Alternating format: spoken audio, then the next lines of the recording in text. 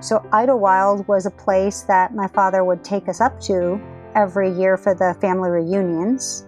And there's often times where he would take me up there to spend a couple weeks with my cousin and my grandparents alone. So the place where, in spite of a lot of depression, even as a child that I was feeling, and loneliness and not belonging, it was Idlewild that was the place for me that I experienced my happiest, carefree childhood memories where I really had that sense of belonging. Disinformation is spreading. There will be a surprise outbreak. Is the issue of pandemic. No social distancing at all. They said that they would express their concerns about the mask supply. Where's the mask? Where's the gloves? A second wave is We all need some good news. This is a message for all the healthcare workers out there. Thank you. If you're looking for hope tonight, raise your hand. If you feel alone and don't understand, if you're fighting the fight of your life, then stand. From Santa Rosa, California, this is 19 Stories. I'm Cheryl Halling. Mandy Brooks is a performance and recording artist, singer, songwriter, and winner of the 2018 Josie Music Awards for Christian Gospel Female Artist of the Year, and has been nominated each consecutive year thereafter, including nominations in 4 different categories for the 2021 awards. She is the founder of Women in Music Collective and Christian Creative Collective. Mandy is also a coach for creative ministries and individuals through her practice Uncaged. In 2017, after the Tubbs fire decimated parts of Napa, Sonoma, and Lake Counties, which was the most destructive wildfire in California history at the time, Mandy penned the song Common Ground. With the release of the companion video, she brought the message of hope to a devastating event and garnered much attention locally and nationally. Mandy is transitioning into new ground these days as she transitions from the founder and leader of her award-winning group Small Hat that features her sons Cosmos and Zaz, along with various special guests, to branching out as a solo artist with the video release of her new single Idlewild and its companion ebook. I'd like to welcome Mandy Brooks to 19 Stories. Thank you, Cheryl. You're welcome, Mandy. I really appreciate you joining me today, and how are you doing? I am so excited to be here with you. It's been a while. It definitely has been a while, and we're going to talk about all that because there is so much to talk about and catch up on. But before we jump into all these wonderful projects you're involved in, I want to ask you about the Josie Awards. Firstly, can you tell us what the Josie Awards are and what categories you were nominated in? Sure. The Josie Music Awards is the major show for independent artists. They are so wonderful in supporting independent artists by giving them a platform, by acknowledging their work. And I feel it's a really important event and actually community to be involved in because, as you know, it's very difficult for independent artists to get their art out, to get their songs out, to get their videos out. And it can be a discouraging path to walk when there's not a lot of people recognizing or giving you a pat on the back saying what you're doing is valuable. So this is why I think the Josie Music Awards is such a wonderful event hosted by a mother and a daughter team. Named Josie by any chance? Yes, Josie and her mother, Tina Marie. And whereabouts do they take place? Previously, the Josie Awards took place at an amusement park called Dollywood, which was a lot of fun. Have you ever been to Dollywood? No, but I think we're all familiar with Dollywood, named after a rather infamous singer. It's located for the past, 3 or 4 years in this town called Pigeon Forge, which is kind of like a family-friendly Las Vegas. They have great shows. They have go-kart tracks. It's a fantastic vacation combined with music event. And that's in Tennessee? Yes, indeed. I understand they just held their 2021 awards ceremony this past Wednesday, September 1st. So do you have any news to share? No, as far as I know, the awards aren't until I think the 14th or 15th. my research led me down the wrong path of information because I had it down as the first. So that's why you don't have any information, I Mandy. don't. And, with the COVID and things happening, I mean, I'm sure there might be some things out there that are one date and maybe they had to change it or. You are in Tennessee, and I understand the numbers are definitely rising there. So that I'm Yes. sure that's affected a lot of things that normally would take place on certain dates. So maybe it was set for the first and it was changed. Given you and I met and became friends when you lived here in Santa Rosa, Yes. and you recently moved your family to Franklin, Tennessee Yes. to begin this next chapter in your life, can you tell our listeners what prompted this move and a bit about the creative care community that you're building that you've also named in conjunction with your video and your song and your video and your ebook release, and what you're envisioning for this creative care complex? I really appreciate your question, and it does have a lot of components to it, and you touched on all those components. And actually, my ebook is called Idlewild, the story that told itself, because it brings all these components together. So what prompted me to move from California to Tennessee was really part of an overarching journey that I felt I needed to move in a certain direction. I didn't know clearly what that direction was. So by faith, I made the steps forward. And as I stepped forward into, say, those chapters of my life, the story kind of unfolded itself. So originally, going back to the Christian Creative Collective question, I had put down singing and music for a period of about 15 years. And I decided that I really wanted to acknowledge this deep calling within myself to express myself creatively, to kind of release what was inside of me that I kind of had been suppressing for quite a while. And I released my first CD called Move On Up. And after the release, I was excited that I had made this milestone, but I was also feeling kind of isolated and lonely and was wondering what is the bigger purpose of this.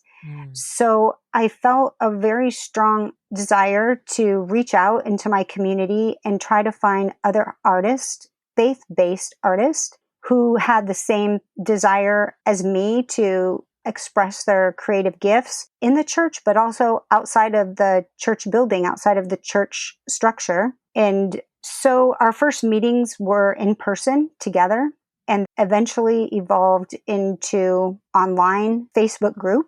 And starting out with just a few people, the group is about 300 and something members now. Not everybody is active. So Not everybody participates. And that doesn't mean that they're not paying attention, though. exactly. But trust me, they're paying attention. Because there are Yes. times that I don't engage with something you may post, but I wish more people did that. Just it's because it's encouraging. So that's the Christian Creative Collective. Now, how does Women in Music Collective play into that? Okay, so right around the same time, I was also struggling with being a woman in the music industry and the challenges that came up. So in the same time, I reached out to women in my community to form a collective so that we could provide a platform for each other, so that we could provide support and network with one another. Because I just didn't have time to nurture each community in the same capacity, I put my focus mostly into Christian Creative Collective, but there was still fruit coming out of Women in Music, so I didn't feel to completely shut it down. And the Facebook group is not so active, but I've had opportunities to speak and to do workshops, to connect with other women in various ways, collaborative projects through this organization. And two organizations that I am now working with directly are the Extreme Tour. I've been able to be taken on board as the director of Women in Music in their organization, and as well Beautiful. as Balanced Breakfast music industry meetups. So, like you said, even though there's not necessarily a lot of activity on social media. It is a component, but it's not the only component. And I'm the same way. I will be in different groups and watch what's going on, and once in a while be active, but it doesn't mean that I'm not learning and growing and engaged in some capacity with them. Yeah. And I have a question about Balanced Breakfast because Yeah. my understanding is it started here in the North Bay, or are they nationwide? Yeah, so they're international. I Oh, don't know okay. how far they reach and how active the organizations are. I think in London, I'm not sure where else. Maybe Australia, I'm not sure. But we actually just went to one meetup here in Nashville. And one of the co founders, Stefan, is based out of San Francisco, and the other is here in Nashville. And can you tell our listeners who aren't familiar with what Balanced Breakfast is? Because it's a really great resource for musicians, but maybe you can speak about it a little bit more. Absolutely. And I'm so excited to talk about Balanced Breakfast because their model of gathering and collecting is actually what inspired me and my model for Christian Creative Collective and Women in Music Collective. So Balanced Breakfast is really a meetup of musicians. Specifically, this is for musicians. And of course, pre-pandemic, the musicians in each region would come together once a week or every other week and discuss topics, discuss the music business. And it was really kind of an open-handed approach. It was kind of described as this petri dish that Balanced Breakfast is the holder. And then the musicians come in, and with this intermingling is birthed a lot of collaborations and networking. And so that's the same concept that I wanted to create for the Christian creative scene in Sonoma County at the time. And now you're moving it. And thank you for explaining that, because for those who are looking for a resource such as this, it's a really wonderful one. And especially knowing that it is international, which I didn't know. Yeah. So you've moved to Tennessee with the idea that you wanted to birth this creative care community. And obviously it's all around creativity, which is, especially at a time like this, so important, because I think that's kind of the thread that's pulled us all through a really difficult time of history in our country and in the world. So you named your community Idlewild. And I'm curious, first of all, how is it progressing for you in building this community? Because it's not just where you live, but it's also an extension for other traveling artists, I understand. So maybe you can speak a little bit more about what you envisioned for this and how it's progressing. Sure. When we first started traveling to Tennessee, I was traveling with my sons, as you had mentioned, playing music in our band. We toured with the Extreme Tour, which is a tour bringing music to inner city youth.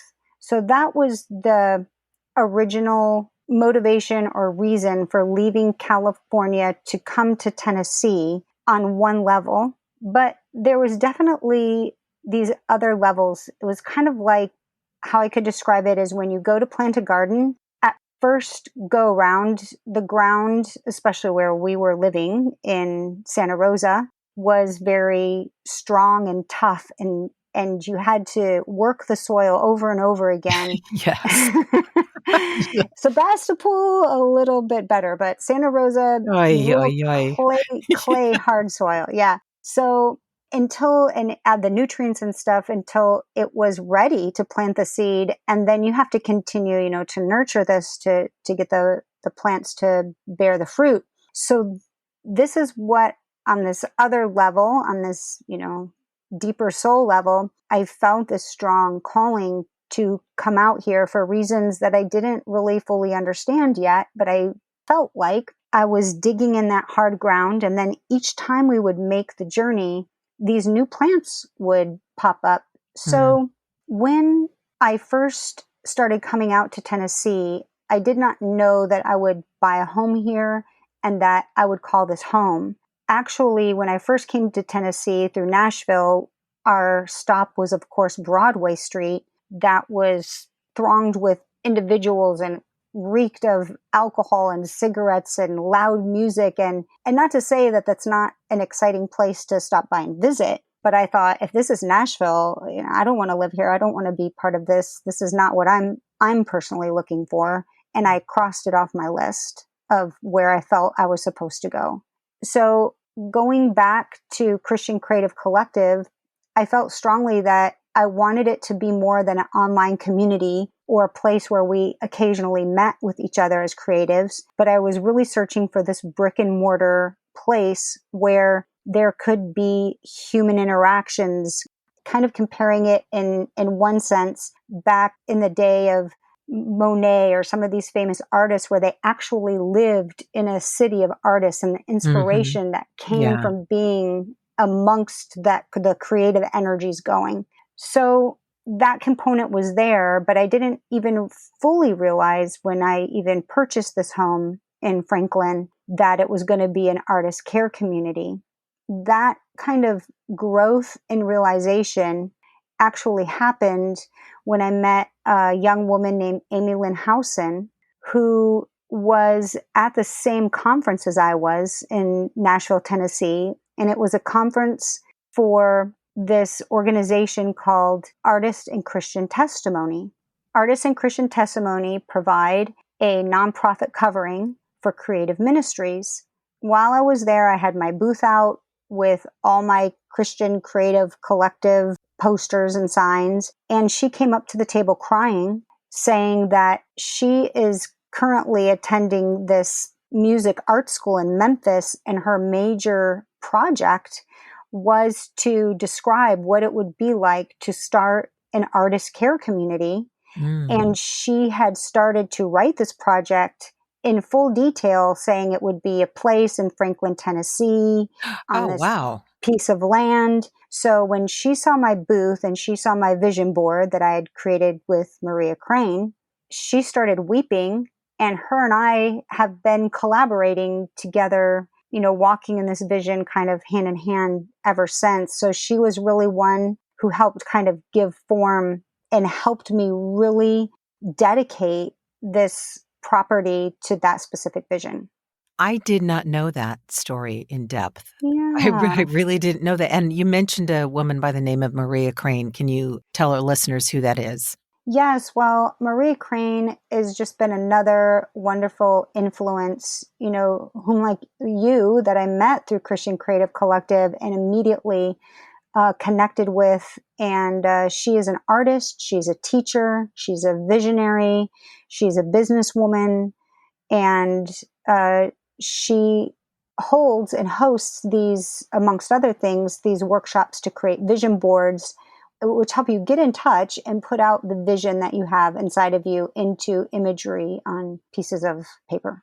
And I think we're probably all familiar with vision boards, but the way that she brings people together to encourage each other, they're more workshops that are kind of just a place to gather and network and encourage one another. And how amazing that someone had your vision and yet you were presenting it at your booth. And lo and behold, there you are in Franklin, Tennessee now. And you've named your arts community Idlewild, which is, of course, your song and video and ebook of the same name. And in your song, you sing about a farm in Michigan where you used to visit your grandmother. It's a beautiful song, as all your music is, Mandy. Thank you. Did you grow up in Michigan, or did your grandmother and the farm serve as your muse in the creation of both your song and the community you're building? Well, I think both. So I was born in Michigan. My parents were divorced when I was about 2.5, and my mother moved to California. My father remained in Michigan. So Idlewild was a place that my father would take us up to every year for the family reunions.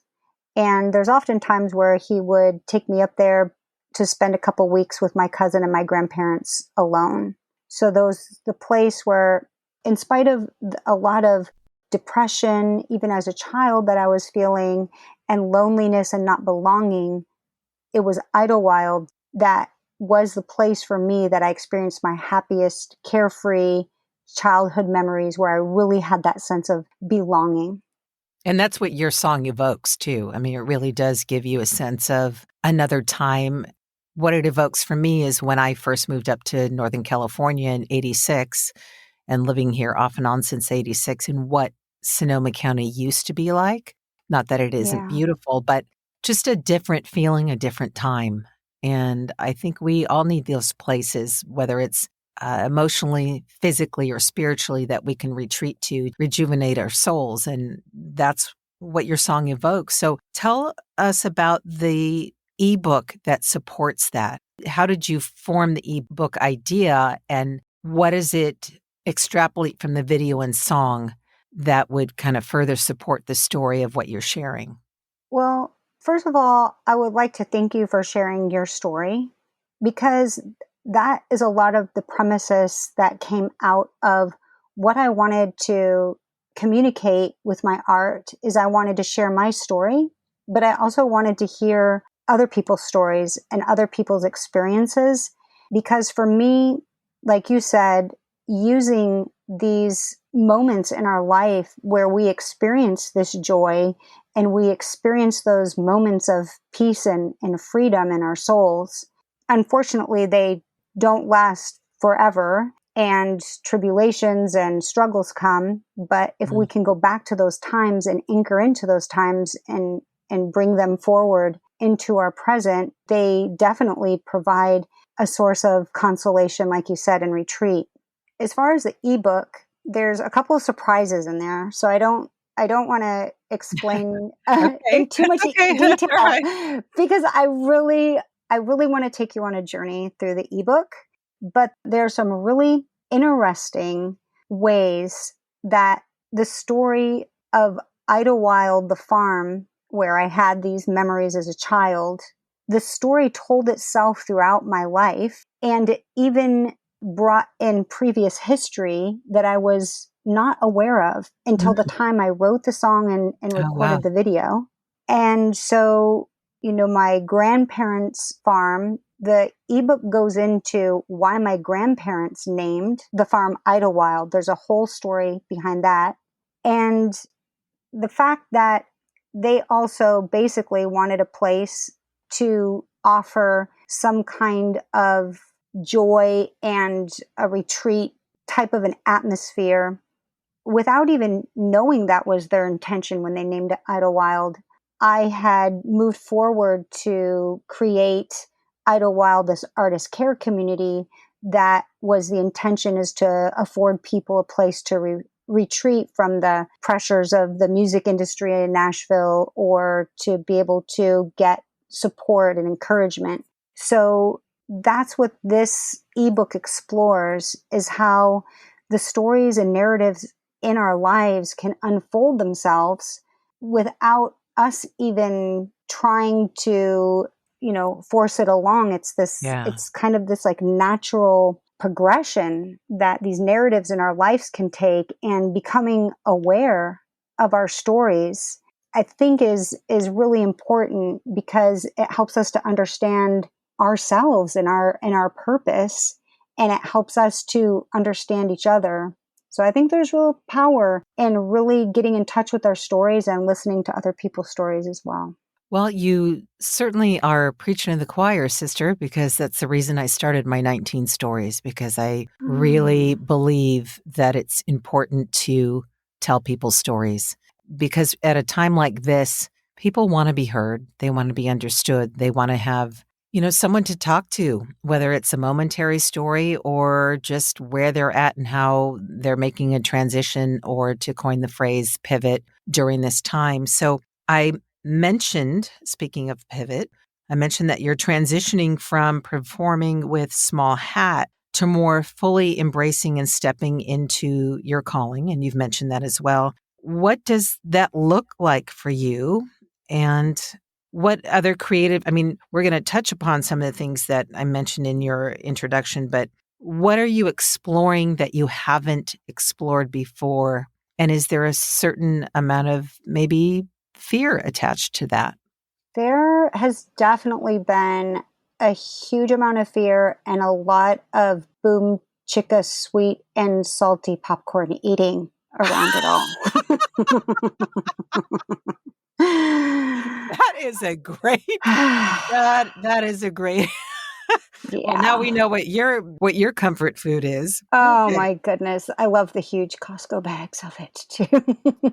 Oh my gosh. Okay, well then I have to ask you. I mean, I obviously know about your faith, but besides popcorn, besides your faith, what skill set or tools do you use to move beyond that fear? Sure. Well, to move beyond that fear, I think one of the strongest, most impactful, yet sometimes overlooked tool or take it for granted tool is the tool of community. I Mhm. think a lot of times it's so easy to get trapped in our own echo chamber Oh yeah. and go over and over again our thoughts and our ways, our beliefs. But when we come out of that chamber and make those steps to connect with other people, and I'm one who has a lot of anxiety around relationships and going to the store and going out into public, and you wouldn't think as a performer that would be, but it very much is so. It's very much different in a different way to have intimate relationships with people where they see you failing and making mistakes and taking those chances. But it's in those moments of having that place to make those mistakes, of having that place to have people give to us and us to give to others Mm. that help to shape a well-rounded, balanced platform to launch off into the next transition.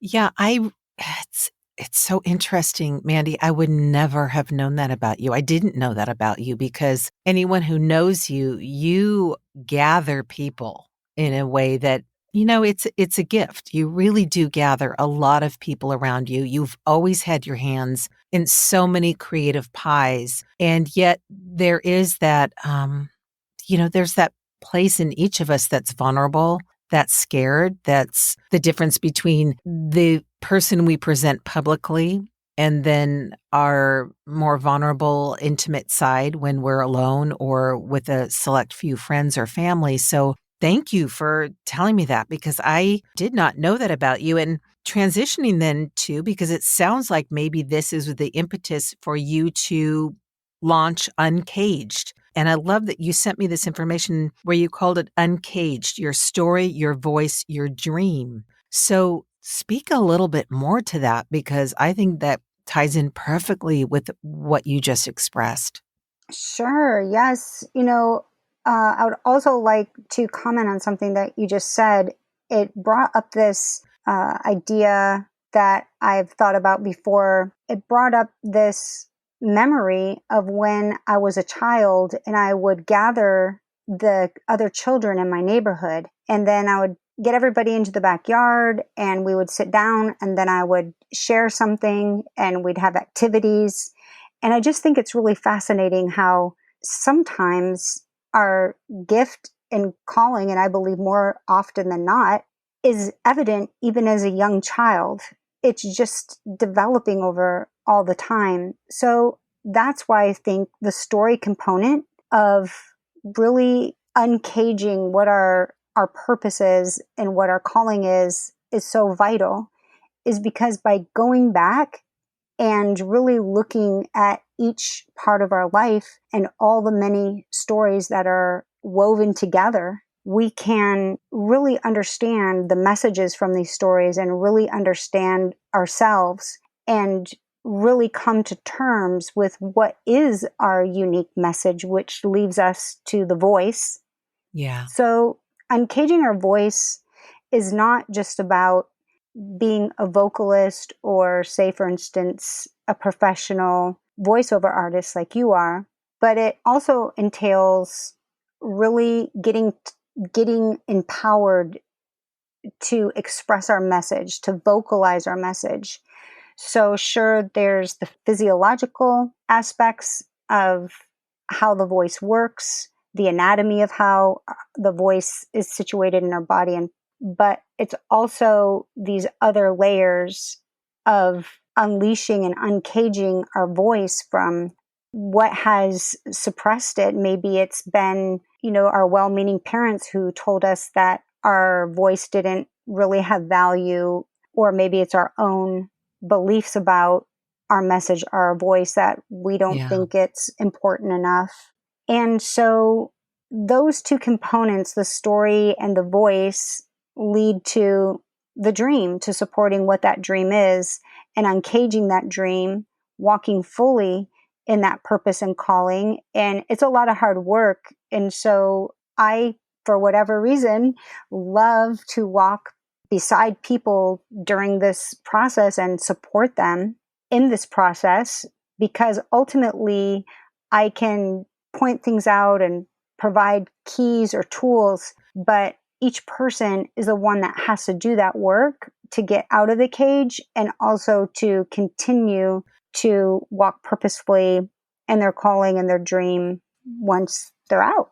And how does your music play into that? Will you be able to continue your music in addition to helping other creatives express whatever their true calling is or whatever their desires are in the creative fields? Or is that something that you're really transitioning away from? Because moving away from small hat in and of itself is a big deal, because as long as I've known you, you've performed with your sons, you've traveled with them. That has been a very large part of your music voice. So will this complement your music, or will it be something that you're laying aside to move into this new area in your life? Yeah, I think it will definitely complement my music. And I feel when I was playing music with Small Hat, I loved it in the sense that I got to be connected with my kids, and we were able to experience the process of making something out of nothing, to just pull some music out of the air and create it. And that was a really precious time. But I also feel like in some ways, I know that time was meant to be, but I also feel in some ways could also be hiding behind that. Mm. And so as soon as that was kind of taken away, it was kind of like, in one sense, ripping a scab off of a wound. I had to face myself even more closely. And so that became a little scary. I knew that there was something else that I wanted to do, but I didn't quite have it all figured out. So I just had to have faith and hope and take that leap and trust that if I moved in that direction that I felt impassioned about, that it would all come together. So I feel really the coaching and the music are a perfect complement for each other. I love creating music. I love performing, but I also realize that I love sharing, speaking, supporting others along this journey. So I feel like my continued experience of doing this myself just makes hopefully a richer experience for the people that I help support along the way. Absolutely. I believe that it will. And you say it was taken away. When you realized it was taken away, what kind of was the internal signal, if you will, that said this is the time to move away from Small Hat, or recognize that it was being taken away? Yeah, I think that, I know some things happen suddenly, but I also think things are definitely a process. So I knew it was coming, and everybody knew it was coming. So it kind of came to this point to realize, how are we all going to transition through this time? We have some choices to make. How are we going to do this in the most positive way possible? My oldest son was, he was 20, and my middle son 16. So it was time for them. They've learned what they needed to learn from that experience to branch out and start to develop themselves on their own paths more. So I think that originally, if I go back to that feeling at that moment when it really came down to my oldest son saying, I really don't feel like I'm supposed to be doing this anymore. At that moment, that's what it felt like. Something was being ripped off and taken away from me. And so that was definitely a really painful moment that I had to come to terms with, that, like many parents, when their children are leaving the nest, that it's a bittersweet thing. It's like, great, because now I don't have to do all this extra laundry and this extra food, and I have a little, extra time, but this is a huge chunk of my life gone. But as I look back and reframe that experience and see that it wasn't so much, I mean, it was a taking away, but that needed to be taken away so that I could turn into and fully give myself to this new direction that I wanted to explore more deeply. It's perfectly stated. You needed to release something to allow something new to come in. And Yes. sometimes when we hold so tight to what we've had, what we want, we don't allow that blessing to happen. So that's Yes. huge for you, Mandy, because like I Yeah. said, I've known that to be your life as I've known you, and how exciting also at the same time. So if you had to pick one of your greatest achievements, professionally or otherwise, what would it be? Wow, that's a really good question. I mean, really, I think my greatest achievement, if you can call that, is really giving birth to my three children. I mean, I can't really claim it as an achievement of myself because it's just a miracle that I don't even understand. Mm. But, if I had to put everything else down, I would, I would for them. And it's just been a huge growing experience. And yeah. You're about the second or third person who has mentioned their children, and that's so beautiful. Just to recognize that it's the people, right? Yes. It's the people in our lives. And conversely, do you have a less than successful time that informed you of the next right step to take? Um, I think, I mean, I just, I just have some times along the way that were painful. One time, as you're just asking me this question, that I remember my mom was in Colorado living, and I was in California, and she is a singer. She's the one who brought me up on stage when she would perform and such. So she's always so proud of me and talking me up to everybody and her friends. And so she called me one day and she said, Mandy, I'm part of this choir, and they're having this big production at Christmas. And since you're coming out here at Christmas, I told them how great of a singer you are, and they want you to sing the solo. So I thought, sure, I'll do that. And this is before I had really, this is during a time where I had really put music down and hadn't come back into practicing and developing the skill. So I said yes to it, and I wasn't really prepared. Cosmos was still really young, flew out to Colorado, went to perform my solo. I got so nervous. The song, it repeatedly went to this high note like multiple times. And every time I couldn't hit it. And it was so painful. These teenage boys were sitting in the front row. And every Oh, time I say would no go to more. this note, Say no more. their whole bodies would like move and like this cringe, Oh, and and I was so embarrassed. I went down out of the sanctuary and into the nursery with Cosmos, and wouldn't come out until after the reception and everything. But again, I learned a lot from that experience about how to be prepared and so forth. So yeah, those painful experiences just definitely help us grow, I think. the fact that you remembered that, Oh being yeah. so long ago, but I mean, I so feel you on that Yeah. for so many reasons, and yet you know what? You rose above it. You were prepared the next time and said, "You know what? I'm not gonna let that crush me and take me out. I know I can Yes. still sing. I'm just gonna be Yes. better prepared Yes. and not have teenage boys in the front seat of the audience." During this time of transition and just, all the beauty that's going on and yet all the sheer chaos in the world, what makes you hopeful?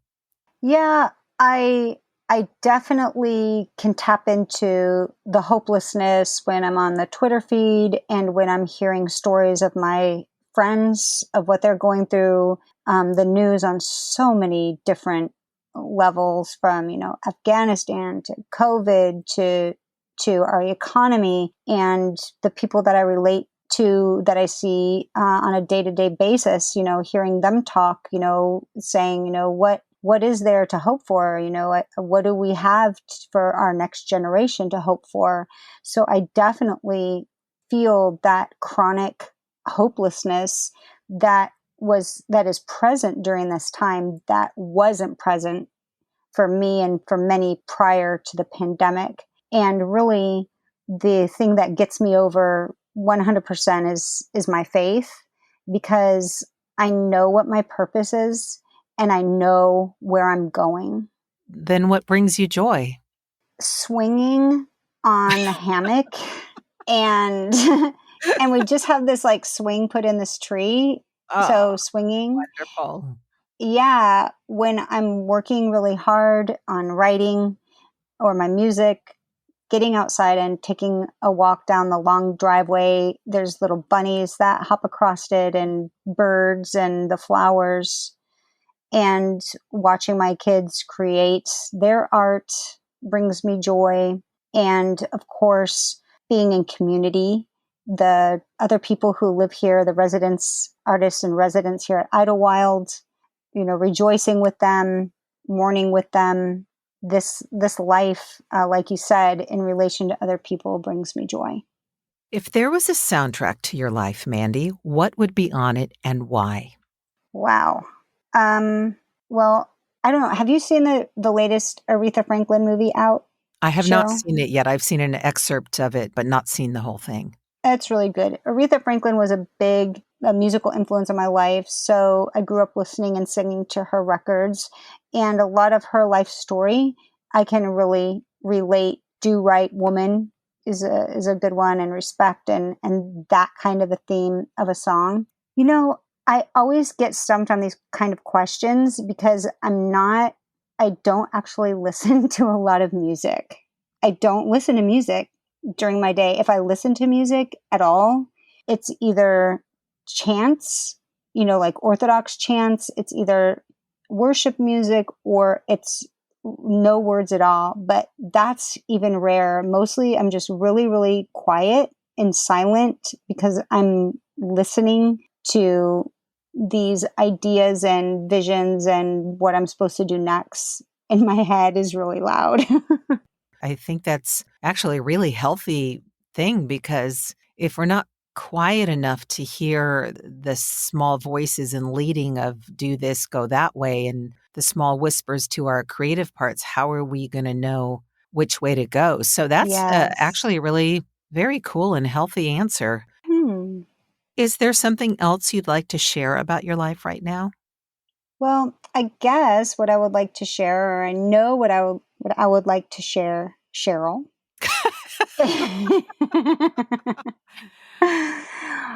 is I just really enjoy you. And I have so many fond memories of some of our first collaborations, where you would co-host with me out of, I think it was Crooked Goat Coffee House, and our escapades. Of moving from There. coffee house to coffee house when we couldn't fight. Actually, it's thank you for saying that. We're being very tame right now. I It's know. almost like kind of professional. we're being very professional, Mandy. I almost don't know us because I know, right?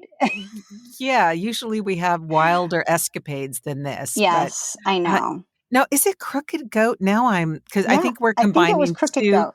Now I think it was. you're stumping me there, Missy. Because Yeah, there's I think it's Crooked Goat. Crooked Goat. Crooks Coffee, and then Okay, you're right. Crooks Flying Coffee, Goat. Flying Goat. That's it. Because Okay. that makes Crooked more Goat. sense. Poor goat. Yeah. Well, because it makes so much sense that it's flying. Maybe Yes, right. Yeah. maybe it's a flying crooked goat. Crooked Goat. So that's what I wanted to share, is that, it's really interesting when God weaves us in and out of each other's lives. I never knew I would be doing those interviews and such with you over Zoom with Christian Creative Collective. And I never knew that I would be here a year or two later as you are launching this amazing podcast and your voiceovers as a guest on your podcast. So I just wanted to say what a thrill it is to continue to walk on this journey with my fellow creative sister, Cheryl Holling. Thank you so much, Mandy Brooks. Yeah. That's very kind of you. And it means a lot to me coming from you. I do miss those times because we had great fun, and it was always interesting who was photobombing us in the background. But yeah, that was funny. So finally, the most important question I get, and I'll have this in the show notes, is how can people get a hold of you? Well, I have a website, mandybrooks.com, and I'm also launching my new website called uncagedjourney.com. So those are two ways. Instagram, Mandy Brooks Music. It also has a link on there with all my social media links, and I would love to hear from you. Shoot me an email, tell me your story, and I'd love to get to know you and connect with you more. All you listeners out there. Yeah, wonderful. And you and I too, because we yes. There's more to do. There's more to do, and I will be more engaging on your social media. When I see something that I actually like and want to respond to, I'm like, this is your little love tap, Mandy. Aww. Thank you, Cheryl. You're very welcome, Mandy. Thank you so much. Yeah. I'd also like to thank the following news outlets for the use of their clips in so aptly painting the picture of the fear that we're facing during this pandemic. BBC, PBS, Now This, UNESCO, and Some Good News. I especially want to thank Joel and Luke Smallbone, otherwise known as the group for King and Country, for allowing me to use an excerpt of their song Together, which could not be a more hopeful and inspiring song for such a time as this. Finally, I'll leave you with the following from Proverbs 23:18. Surely there is a future, and your hope will not be cut off. Thank you again for joining me today. Feel free to offer feedback or a story idea at 19stories@soundsatchelstudios.com. Visit my website at soundsatchelstudios.com, via Instagram at Cheryl Holling VO. I look forward to sharing more stories on the next episode of 19 Stories from Fear to Hope. Until then, stay healthy and hopeful. Together with our differences, together we are bolder, braver, stronger.